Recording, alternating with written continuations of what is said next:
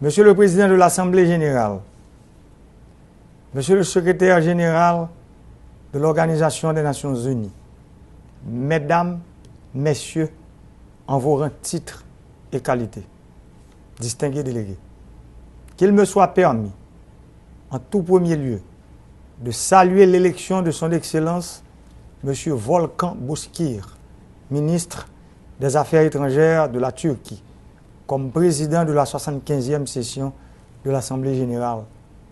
Ce vote unanime est un témoignage de reconnaissance et un gage de succès des travaux de cette session ordinaire de l'Assemblée générale.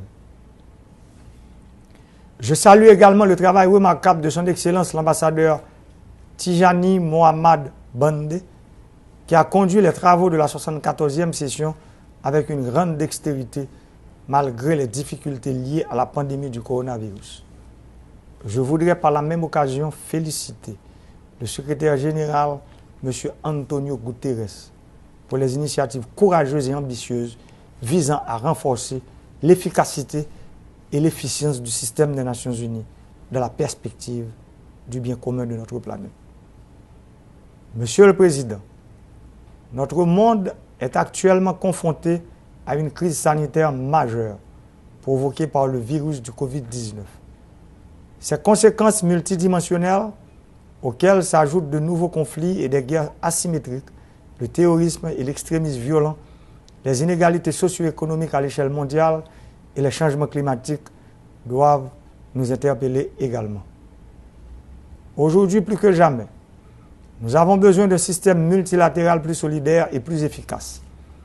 Un système qui permettra aux États membres de l'organisation de développer des stratégies en vue de relever les défis pour atteindre la vision holistique d'un avenir meilleur pour tous. Ce, conformément à la déclaration de ce sommet des Nations Unies sur l'avenir que nous voulons. Monsieur le Président, ce n'est pas un hasard si l'élimination de la pauvreté sous toutes ses formes et partout dans le monde constitue l'objectif numéro 1 du programme de développement à l'horizon 2030. Il est malheureux de constater que les efforts déployés au niveau mondial pour la mise en œuvre de cet objectif central sont loin d'être à la hauteur des besoins réels. Aujourd'hui encore, un fort pourcentage de la population mondiale souffre de la pauvreté et de la faim. Nous ne parviendrons pas à inverser la tendance sans une vaste mobilisation de ressources financières. Le décalage est encore saisissant entre les engagements que nous avons pris et les actions en cours pour éliminer la pauvreté dans le monde. Haïti a eu plusieurs milliards de dollars américains d'aide de la communauté internationale pendant ces 10 dernières années. Les conditions de vie des Haïtiens ne se sont pourtant pas améliorées. Les milliards de dollars dépensés n'ont souvent pas tenu compte de nos priorités, de nos besoins, ni même de notre stratégie de lutte contre la pauvreté. Dans une perspective de développement durable, nous appelons les bailleurs de fonds de tous les pays amis à réaliser une analyse critique de l'aide internationale à Haïti afin d'évaluer son efficacité. Nous voulons des projets qui s'adaptent à nos besoins, qui répondent à nos priorités et qui nous permettent de mettre en œuvre un développement économique axé sur l'humain, sur la production nationale, sur le renforcement des capacités de nos institutions. Nous voulons des projets qui ont un impact positif sur la pauvreté et qui intègrent les enjeux sociaux et environnementaux du pays. Certains bailleurs commencent à comprendre la nécessité de s'allier sur la volonté du gouvernement de la République d'Haïti en ce qui concerne le choix de ses priorités. Nous les félicitons. Monsieur le Président, nous sommes à 10 ans de la date butoir pour la réalisation pleine et entière des objectifs de développement durable. Beaucoup de pays ont déjà réalisé des progrès considérables en ce sens. D'autres, en dépit de leurs efforts, sont encore à la traîne.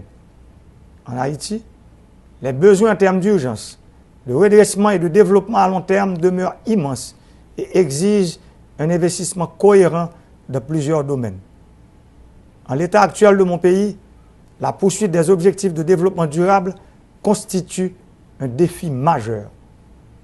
Des efforts gigantesques et soutenus devraient être déployés dans les domaines prioritaires tels que les infrastructures routières, agricoles, électriques, numériques, portuaires, aéroportuaires, l'éducation, la couverture sanitaire, les logements sociaux, la mobilisation de l'investissement direct étranger, la reforestation, la protection de l'environnement, la relance de la production agricole, l'accès à l'énergie pour tous à partir de sources renouvelables et l'accès au crédit à tous, surtout aux jeunes et aux agriculteurs. Monsieur le Président, j'ai pleinement conscience de la responsabilité qui est mienne de veiller à l'établissement des conditions essentielles pour garantir la sécurité, la paix, la stabilité et le développement à long terme d'Haïti. Mon pays qui se heurte depuis quelques décennies à une crise socio-économique complexe et à une polarisation excessive et violente de la classe politique ne pourra y faire face seul. La République d'Haïti se relèvera, mais avec un appui durable, cohérent, efficace et bien coordonné de la communauté internationale. Aujourd'hui, la République d'Haïti est amputée d'une institution indispensable à la bonne marche de la démocratie, le Parlement. Nous avons mis en place un nouveau conseil électoral provisoire pour réaliser des élections crédibles, transparentes, inclusives, libres, honnêtes et démocratiques. Fidèle à cette tradition historique, la République d'Haïti s'est toujours évertuée à promouvoir et défendre les valeurs et principes de liberté universelle, de paix pérenne et de coopération entre les nations du monde entier. Sur cette base, mon pays se range constamment aux côtés des États membres de la communauté internationale désireux de bâtir un ordre mondial plus juste et plus équilibré conformément aux buts et principes énoncés dans la Charte des Nations Unies. C'est dans cet esprit que je salue l'initiative du secrétaire général qui a formulé des propositions pertinentes pour réformer l'organisation. Je l'encourage à intensifier les efforts pour renforcer l'ONU afin qu'elle soit à la hauteur des nouveaux défis du XXIe siècle. À cet effet, j'encourage tous les États à s'engager non seulement à développer une compréhension commune et à mener des actions collectives dans la lutte contre la pandémie de Covid-19, mais aussi à accélérer la mise en œuvre des programmes d'action qui soient conformes aux 3 piliers des Nations Unies: le développement, la paix et la sécurité et les droits de l'homme.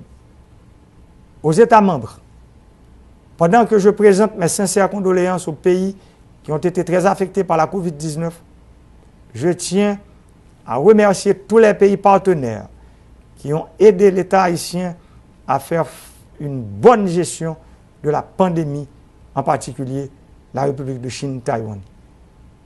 Il est temps que le monde reconnaisse le droit à l'existence de cette nation et lui accorde la place qu'il faut dans les instances internationales, particulièrement à l'ONU. Pour conclure, Monsieur le Président, je voudrais en cette occasion exceptionnelle inviter l'Assemblée des États membres à réfléchir et méditer sur cette affirmation lapidaire, mais combien cruciale pour l'avenir de la paix, du développement et de la sécurité dans le monde, de Wilfred Jenks. Le choix est simple, mais brutal. Ou bien nous vivons ensemble, ou bien nous périrons ensemble. Je vous remercie.